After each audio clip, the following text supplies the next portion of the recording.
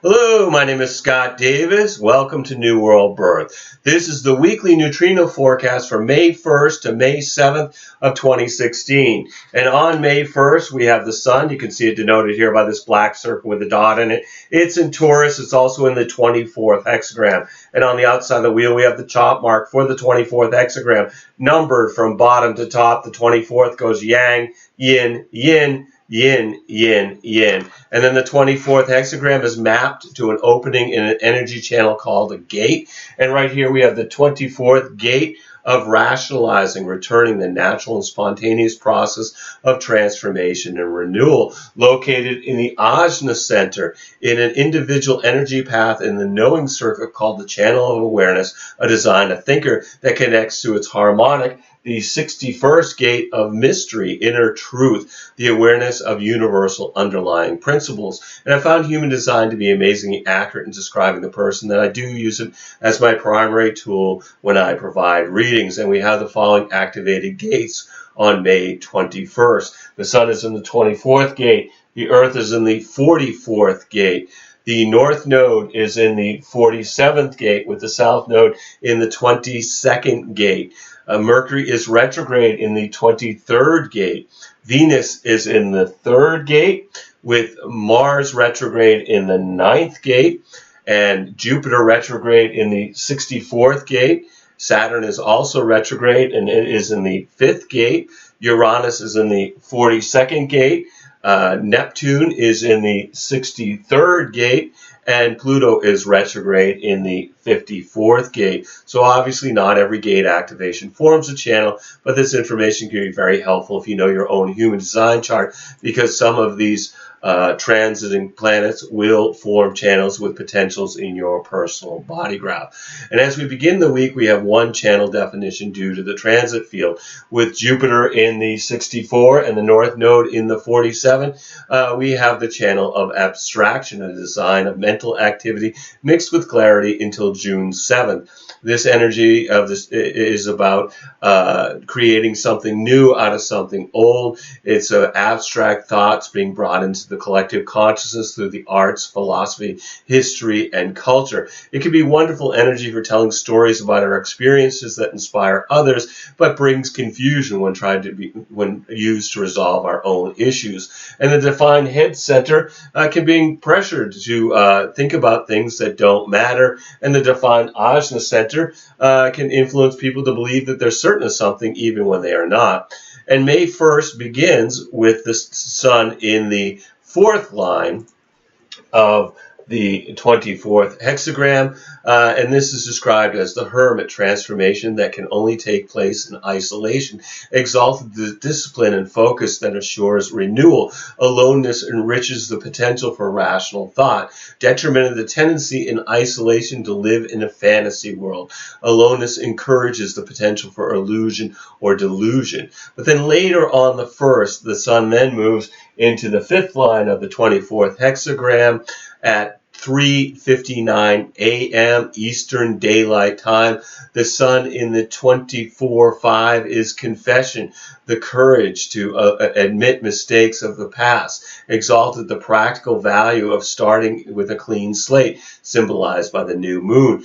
Rational correction that opens the way to new possibilities. Detrimented a tendency to try to minimize past mistakes through rationalization, turning confession into justification, irrational justification of past mistakes. Also on the 1st, Venus moves out of the 3rd gate in hexagram and into the 27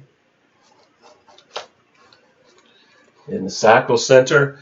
And in human design, Venus is about values, morality, natural law in which we deal with the other, and the consequences of the world around us. And Venus in the 27th gate of caring, nourishment, the enhancement of the quality and substance of all activities through caring. And Venus in the 1st line of the 27 is selfishness, exalted the ego-driven first law of caring for oneself, which is not necessarily at the expense of others, the power to care for oneself first. Detrimented envy and its attendant misfortunes, the power of selfishness that is manifested through envy. And on the second, then the sun then moves into the 6th line of the 24th hexagram at 3:10 a.m. Eastern Daylight Time. The sun in the 24/6 is the gift horse, the possibility of being deaf when opportunity knocks. Exalted, the conscious participation in a process that prepares one for easy identification of opportunity, identification of focus with the rational thought process. Detrimented, innate suspicion that leads to inevitably to lost opportunities, often a rational suspicion that distorts the focus and can lead to missed opportunities. And then on the 3rd, the sun moves out of the 24th gate and hexagram and into the 2nd. And the Earth moves out of Earth moves out of the 44. And it moves into the 1. So we have the Earth, and it is in the 1st gate of self-expression, the creation as a primal force, the energy potential to manifest inspiration without limitation. And this shift happens at 2:22 a.m. Eastern Daylight Time, and the sun is in the 2nd gate of higher knowing, the receptivity as a primal base through which any response is determined, the root of action. And the sun is in the 1st line of the 2nd hexagram, which is intuition, sensitivity to disharmony and atrophy. Exalted, the importance of aesthetics, whether inborn or acquired, higher knowing through aesthetics. Detrimented, the assertion of ego in spite of wisdom, the urge for action that will ignore the wisdom of the higher self. And as we move from the 24 to the 2nd, we've entered the gate of higher knowing, the receptive. This is the most yin of all the hexagrams. It's made up of 6 yin lines. And the 2nd hexagram brings us into the quarter of civilization, the quarter of form, the form that is very receptive. The 2nd gate is individual, and it points towards the 14th gate in the sacral center. So gate 2 empowers through work that is satisfying. The 2nd gate is also the home of the magnetic monopole, the driver of the vehicle, the driver of the form that seems to know where it is going. The ultimate destination of the form, of course, is death. The magnetic monopole gives us the illusion of our separateness, our connection to our geometry, our movement in space. This is the 2nd variation of the cross of the Sphinx, and it brings the direction of humanity.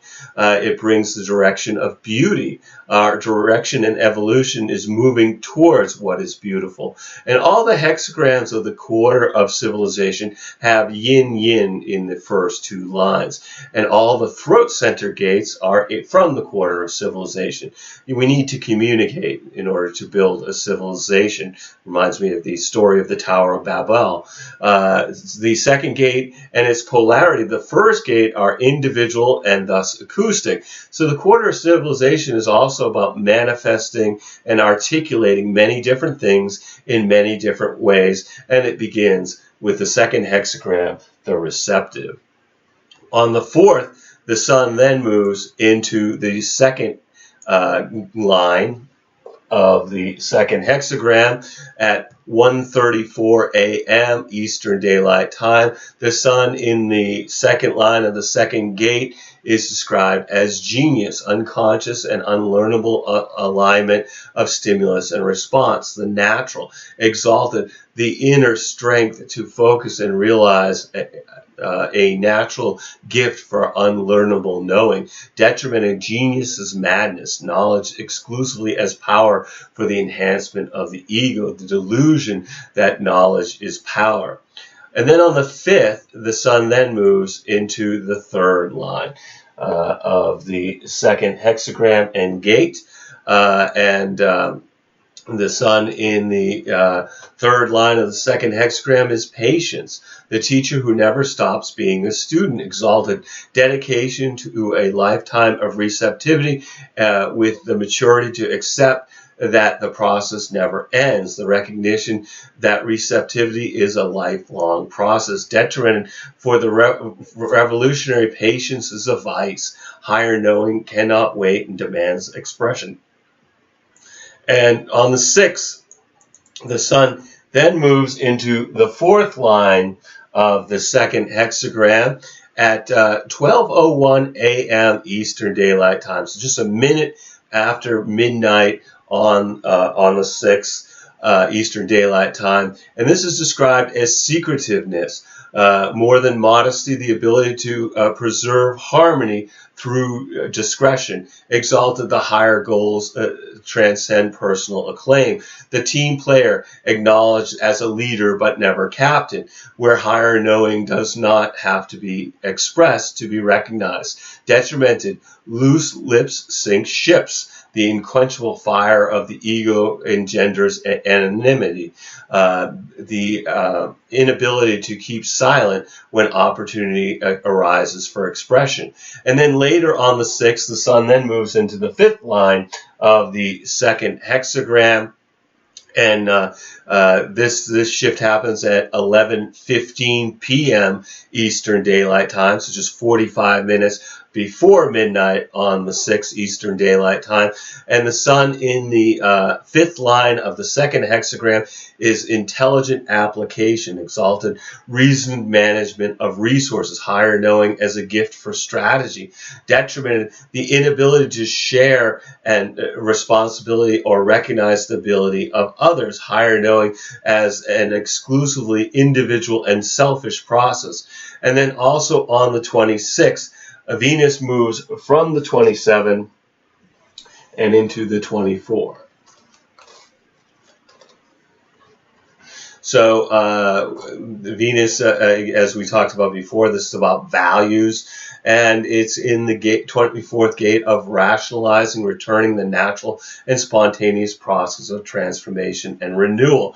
And it's in the first line of the 24, which is the sin of omission, transformation that requires retrogressive periods before renewal can take place. Exalted, the will to triumph, and in this case, the faith that the end justifies the means. Inspiration that demands reassessment of past thinking before a rational concept can be established. Detrimented, self-delusion, which unnaturally justifies periods of regression. Inspiration that leads to an irrational focus on what is past. And then that brings us to the 7th. And on the 7th, the sun moves into the 6th line of the second hexagram at 10:29 p.m. Eastern Daylight Time. The sun in the 6th line of the second hexagram is fixation, unable and unwilling to see the whole process. Exalted, the instinct becomes absorbed in constant realization, higher knowing that is extremely narrow in its receptivity. Detriment of the need for security may distort awareness to its ultimate perversion. Destructiveness, the higher self absorbed with mundane and the need for security. So anyway, thank you for checking out New World Birth. The next segment of the weekly neutrino forecast will be on May 8th, 2016. Should be available on the 7th, when we will continue to look at the influence of the heavenly bodies as they transit the sky and the hexagrams of the I Ching. And you can check us out on Facebook, Blogger, or YouTube. And I encourage you to share this information as videos or as text as widely as you choose. And you can contact me at newworldbirth@yahoo.com if you have any questions or wish to schedule a reading. And if you've been thinking about getting a reading, please contact me. I would love to provide you a reading during these uncertain times. You'll need to be able to either call me in Maine in the USA, or we can connect with Skype to receive your reading. We're also accepting donations to keep these reports freely available. And just email me at newworldbirth@yahoo.com if you want to make a donation or get a reading. The readings I offer tend to be quite dense and detailed, usually running at least 2 hours, sometimes 3, sometimes longer. And by doing that, you support us here and also get something of value to yourself. As always, I am blessed that you've taken the time to connect with my passion for these ancient mysteries, their synthesis and application to our journey during this incarnation. The light in me honors the light in you. Namaste, in Lakesh, and as Ra would say, love yourself. All my best to everybody. Look forward to connecting in the future.